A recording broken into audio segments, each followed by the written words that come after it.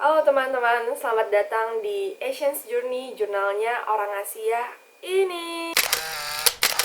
Sebelum aku mulai video hari ini, aku benar-benar mau tekenin hal ini dulu. Semua hari ini videonya berdasarkan dari pengalamanku sendiri, dan ini adalah objektif dari aku sendiri, jadi ini adalah opiniku.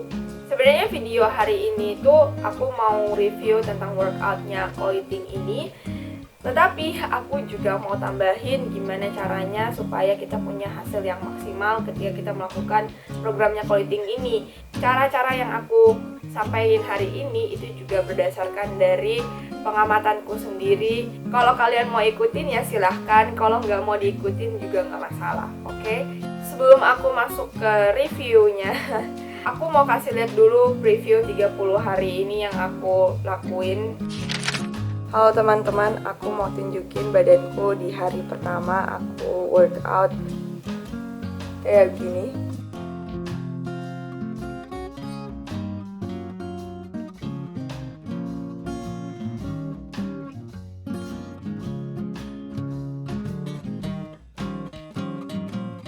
Nah, ini dia hasilnya hari ke-8 kayak gitu.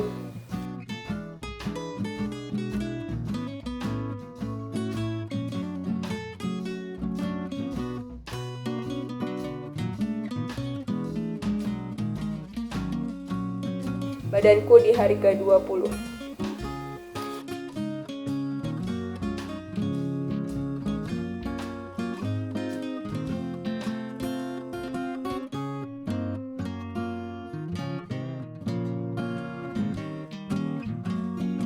Di hari ke-28 ini, dan hasilnya kayak gini. Gak ada banyak yang berbeda, malahan sepertinya aku semakin gendut. Jadi awal-awal ketika aku pertama melakukan workoutnya Coiting ini, aku cukup shock karena ternyata waktu istirahatnya Coiting itu sangat-sangat sedikit. Dan pas aku melakukan workoutnya Amy Wong itu kan waktu istirahatnya itu cukup panjang gitu ya. Jadi kayak 15 detik sampai 20 detik yang punyanya Amy Wong, sedangkan yang punyanya Coiting itu cuma 5 sampai 10 detik doang.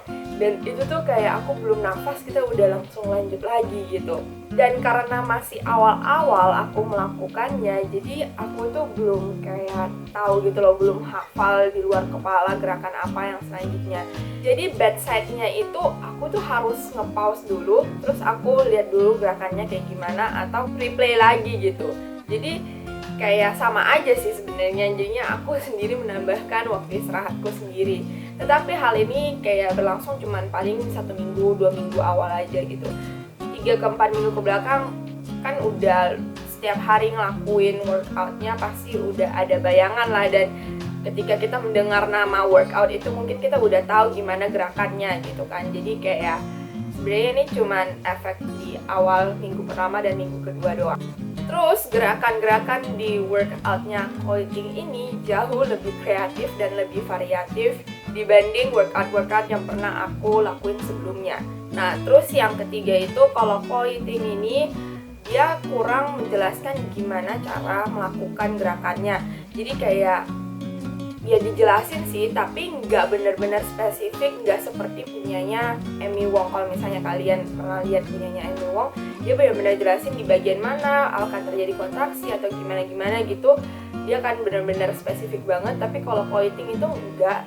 Dan di luar dari banyaknya rumor yang bilang gerakannya Coiting itu salah atau gimana caranya dia merepresentasikan gerakannya itu kurang benar kayak gitu, aku nggak mau ngejudge ini karena aku juga bukan expert. Tetapi ketika aku melakukannya, setelah aku pernah melakukan punyanya Amy Wong, gerakannya Coiting ini bukan dibilang kayak gimana salah kalau menurutku ya, tetapi kita tuh benar-benar harus punya basic itu dulu, workout itu dulu. Jadi kayak kita tahu gimana cara melakukannya dengan benar, karena dia kurang menjelaskan secara spesifik gitu. Bisa jadi kalau misalnya kita nggak punya pengetahuan tentang gerakan workout itu, kita akan melakukan gerakannya Coiting itu ya sekedarnya saja. Kalau sekedarnya saja dilakukan, bukan berarti kita nggak membakar lemak atau kita nggak berkeringat. Nggak juga, kita juga berkeringat, banyak juga keringatnya. Tapi mungkin ototnya itu nggak terbentuk seperti yang diinginkan gitu loh. Kayak maksudnya mungkin kayak harusnya gerakan ini tuh membentuk otot yang bagian sini. Tapi karena kita nggak melakukannya dengan benar, akhirnya ototnya nggak terbentuk, tapi kita masih juga berkeringat gitu. Masih kok berkeringat, jangan takut, gak mungkin gak berkeringat. Jadi kayak gitu reviewnya untuk workoutnya Coiting. Nah sekarang aku mau jelasin kenapa badanku itu bisa seperti itu hasilnya, dan gak seperti mungkin kalian melihat orang-orang yang melakukan programnya Coiting, orang pada berhasil yang kelihatan ya. Maksudnya orang-orang yang mungkin berhasil terus mereka upload itu yang kelihatan. Orang-orang yang gak berhasil pasti gak akan mengupload itu. Tetapi aku pribadi, aku mau ngupload ini karena aku mau kasih tahu ke kalian kalau emang ya gak semuanya orang bakalan berhasil gitu. Dan kenapa aku gak berhasil, aku juga akan jelasin. Dan gimana caranya supaya kita bisa berhasil maksimal hasilnya di akhir ketika kita melakukan programnya Coiting ini. Oke, pertama-tama aku ngelakuin programnya Coiting ini selama 29 hari. Jadi sebenarnya kan program itu 28 hari. Tetapi kayak pas bulan 6 ini aku kan ada pasti satu masa dimana ada namanya period. Nah waktu itu aku benar-benar nggak ada kekuatan sama sekali, dan aku take rest, ambil 1 hari istirahat lagi. Jadi totalnya 29 hari aku menyelesaikan programnya Coiting ini. Dan di hari ke-30 ketika aku menimbang, ini hasil timbanganku. Dan pas hari pertama sebelum aku melakukan workoutnya, aku juga timbang, dan timbangannya itu segini.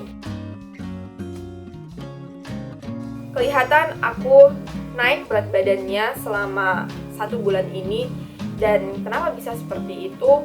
Padahal aku benar-benar ngelakuin semua workout dari Coiting yang dia saranin, yang bukan opsional ya. Jadi kalau misalnya kalian buka websitenya, yang disaranin untuk diikutin, aku semuanya ikutin itu, oke? Sebenarnya hal ini tuh udah lama banget aku pengen kasih tahu ke kalian, tetapi aku nggak tahu gimana caranya untuk kasih tahu. Sampai akhirnya aku udah menjalankan ini dan aku punya bukti ini gitu. Karena ketika kalau misalnya aku cuma ngomong doang tanpa bukti kan nggak ada bisa dipercaya gitu kan. Jadi inilah buktinya ketika kita cuman olahraga doang setiap hari, tetapi kita nggak diimbangi dengan diet yang sehat. Aku selama bulan 6 ini, aku benar-benar itu cuman hari pertama sampai hari ke-10 doang itu aku makan yang sehat, aku makan yang bersih. Dan setelah 10 hari itu ke belakang, aku hampir setiap hari ngelakuin cheat day, atau hampir setiap hari itu pasti aku ada makan makanan yang manis. Intinya aku nggak memperhatikan nutrisiku selama bulan 6 kemarin itu.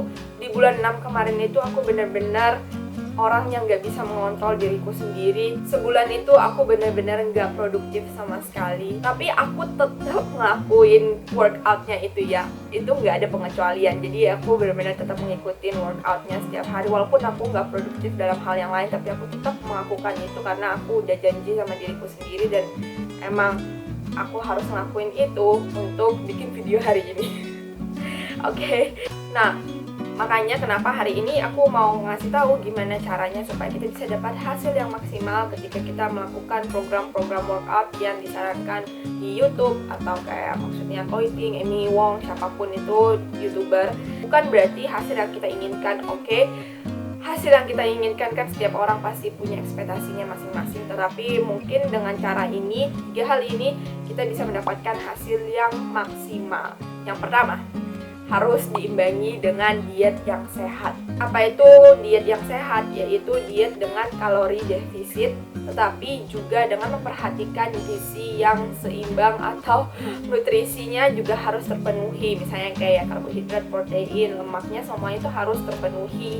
Setiap orang pun nutrisi yang dibutuhkan itu berbeda-beda. Jadi kalian juga harus mengecek sendiri nutrisi kalian yang kalian butuhkan itu berapa banyak, dan harus diimbangi dengan workout dan diet yang seimbang gitu. Kalau misalnya kalian cuma ngelakuin workout doang, hasilnya akan seperti aku. Hal yang kedua yang harus diperhatiin yaitu kurangin makan makanan yang manis. Entah itu snack atau makanan atau gula, itu bener-bener harus dikurangin banget selama sebulan ini kalau misalnya kalian bener-bener mau melakukan programnya ini. Kalau misalnya mau makan yang manis, makanlah di hari cheating day-nya itu. Kalau aku sendiri saranin cheating day itu cukup sehari aja atau paling maksimal 2 hari dalam seminggu untuk cheating day. Dan di luar dari hari cheating day itu jangan makan makanan yang manis kayak snack-snack yang manis, donat lah apalah gitu, jangan.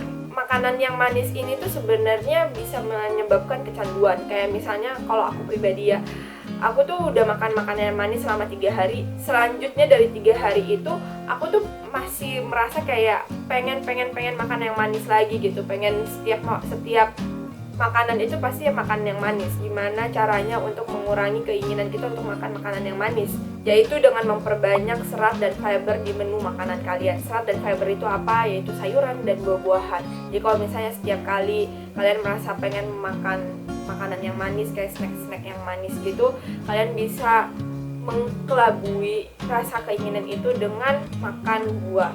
Karena buah juga kan manis juga kan, dan itu tuh akan menekan rasa keinginan untuk makan makanan yang manis itu. Oke. Yang ketiga yaitu ini penting banget, harus perbanyak minum air putih. Aku mendapati diriku selama bulan 6 ini, ketika aku melakukan program ini, aku kurang banyak minum air putih, dan ini tuh berefek banget karena sebenarnya kita manusia itu minimal banget itu minum air putih 2 liter per hari.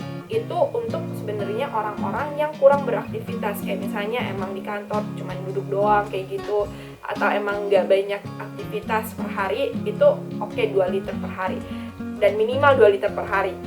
Tapi kalau misalnya kalian ada melakukan workout atau misalnya kalian beraktivitas di luar banyak, itu harus lebih dari 2 liter per hari. Dan juga minum air putih ini juga bisa menekan keinginan kita untuk makan makanan yang manis juga. Nah gitu, 3 cara ini aja. Menurutku kalau misalnya kita bisa ngelakuin 3 ini, kita udah bisa mendapatkan hasil yang maksimal. Oh iya, satu lagi, kalau misalnya kalian mau mengurangi keinginan untuk makan makanan manis, kalian juga harus benar-benar memperhatikan kadar stres kalian, karena benar-benar stres itu bisa mempengaruhi seluruhnya, dari metabolisme kita, dari mood kita, dari keinginan kita untuk makan makanan apa aja gitu, dan juga sebenarnya mempengaruhi workout kita juga. Oke, gitu aja. Yang terakhir aku mau ingetin ke kalian, satu, jangan nyalahin diri kalian ketika kalian mungkin gagal ngelakuin ini. Mungkin kalian banyak melihat orang yang berhasil di luar, tapi banyak juga orang yang gak berhasil di luar, tapi mereka nggak post itu aja, nggak memperlihatkan itu aja. Dan kamu gak sendiri kalau misalnya kamu gak berhasil. Ingat, aku juga gak berhasil, oke? Jadi kalau misalnya gak berhasil, jangan menyerah, bangkit lagi. Bulan depannya masih bisa melakukan hal yang lain lagi, masih bisa lagi kembali keep on track, oke? Yang kedua, jangan terlalu percaya sama hal-hal yang ada di YouTube atau di media sosial. Aku bukan mau menjelekkan suatu pihak, enggak sama sekali. Dan termasuk juga aku sendiri pribadi, aku juga merasa seperti itu. Kalian juga gak perlu percaya 100% sama perkataanku. Kalian cukup mendengarkan apa yang baik, bisa diambil. Kalau misalnya menurut kalian gak cocok dengan kalian, juga gak usah diikutin. Karena kembali lagi, namanya media sosial itu adalah ajang untuk kita pamerin sesuatu yang kita punya. Jadi kebanyakan orang-orang pasti akan mempost hal-hal yang baik saja, dan pasti mungkin clickbaitnya lebih bagus daripada isinya kayak gitu. Jadi kalau misalnya kalian mau membuktikan hal itu benar atau enggak, kalian bisa ngelakuinnya sendiri, atau kalian bisa mencari referensi yang lebih baik, mencari referensi yang lebih banyak dan yang lebih terpercaya. Dan yang terakhir, nggak perlu menyalahin siapapun di sini, karena namanya juga media sosial adalah platform yang gratis, jadi semuanya orang bisa mengakses ini. Kalau misalnya memang kalian punya kemampuan lebih, kalian bisa ambil personal trainer, nggak perlu pakai yang di YouTube. Atau kalau misalnya kalian punya orang yang kenalan mungkin dia personal trainer atau dia emang expert di fitness, kalian bisa tanyain yang mana yang lebih baik untuk dilakuin, yang mana yang lebih baik untuk dicontoh. Kalau misalnya kalian gak punya kemampuan seperti aku ini, ya udah, kita harus menerima konsekuensinya, tapi kita bisa hindarin itu dengan ya melakukan research yang lebih lagi kayak gitu. Oke? Tetap semangat untuk kalian yang lagi diet atau yang mungkin lagi berproses dalam apapun, jangan menyerah. Kalau gagal, bangkit lagi. Dan terima kasih banget kalau misalnya kalian udah nonton sampai sekarang. Terima kasih udah nonton videoku hari ini. Dan kalau misalnya kalian yang belum subscribe, aku akan bersyukur banget kalau misalnya kalian bisa subscribe channelku. Dan juga tetap nonton videoku. Sampai jumpa di videoku selanjutnya. Bye-bye.